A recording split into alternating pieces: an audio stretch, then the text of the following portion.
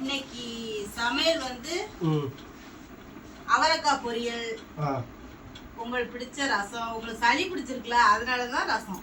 மிளகு ரசமா? மிளகு ரசம். ஓகே. அடுத்து சோறு. ஓகே, சரி வைங்க. வருவாங்க.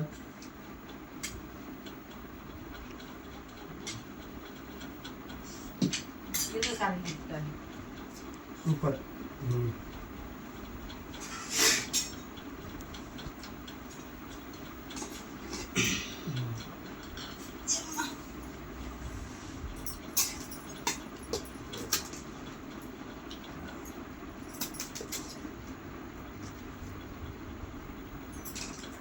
பிள்ளை செல்வங்களே வாங்க சாப்பிட. இல்ல சாப்பிடுங்க.